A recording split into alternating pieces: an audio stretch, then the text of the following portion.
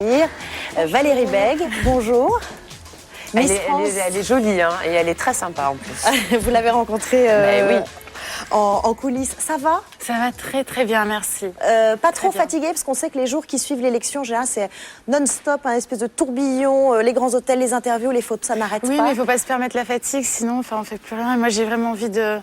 J'ai pas envie de m'apitoyer sur moi, de me plaindre, alors que j'ai toute une équipe derrière moi. J'ai vraiment envie de profiter au maximum de tous les moments, de toutes les occasions qui s'offrent à moi. Donc, je me refuse la fatigue. Pour l'instant, vous vous sentez portée. L'élection, c'était samedi dernier. Qu'est-ce que vous avez ressenti lorsque le président du jury, Patrick Bruel, a prononcé votre nom?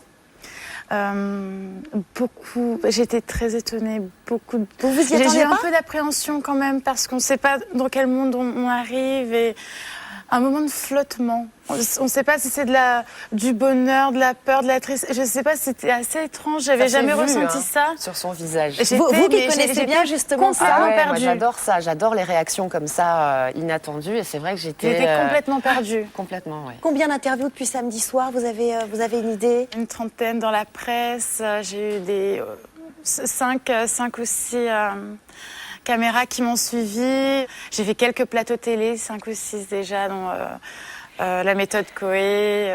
Eh ben nous aussi, on vous a suivi. C'était lundi dernier. 3 radios, 2 télé. C'est un sujet de Julien Dugasson. Regarde.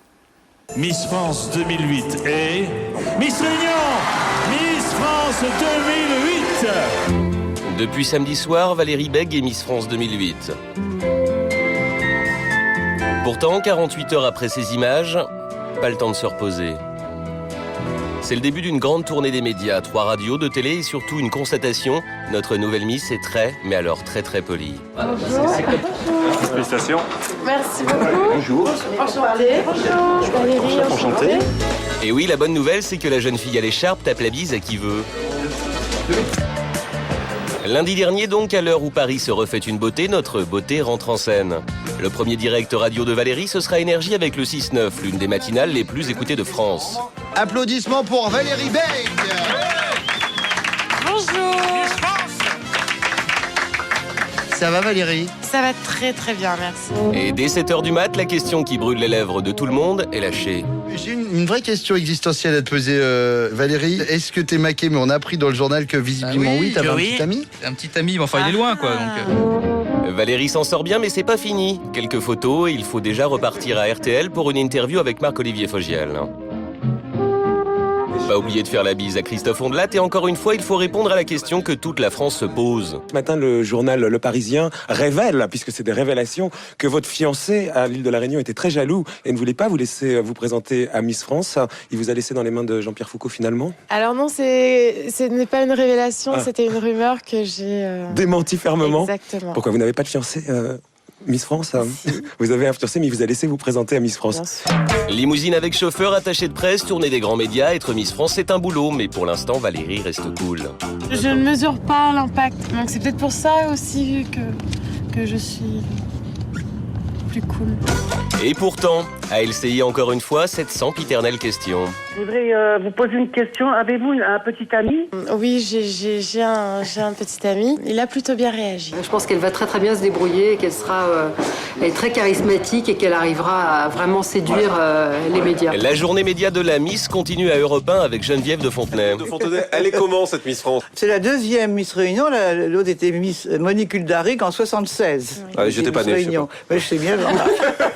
Moi j'étais par contre. La tournée des médias se poursuit sur le plateau de la méthode Coé. Le problème cette fois, il faut porter la couronne. On est obligé de le mettre sinon? Et devinez quoi, encore une fois, la question qui tue est de retour. célibataire? Mystère et boule de gomme. Non, ça veut dire qu'elle est pas... Ça veut dire qu'il y a un homme. Et que ça ne va pas durer longtemps. Ouais. Avec toutes les contraintes qu'elle a, parce qu'à mon avis, la brief toutes les 3 secondes, toutes les contraintes qu'elle a, elle a été superbe. Et elle est super sympa et voilà, elle rigole de tout et sincèrement, ce qui est plutôt bien. Bon alors, pour votre petit copain, on a compris. Mais j'ai quand même une autre question. Vous filmez 24/24 pendant toute votre année de Miss. Juste vous et moi, possible ou pas?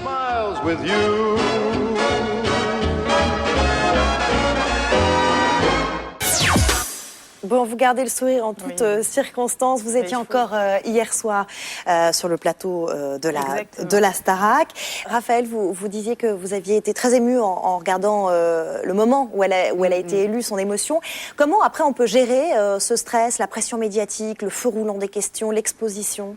Je crois que ça, c'est l'expérience. Parce que c'est en ayant affaire à ce genre de choses qu'on peut en tirer des leçons.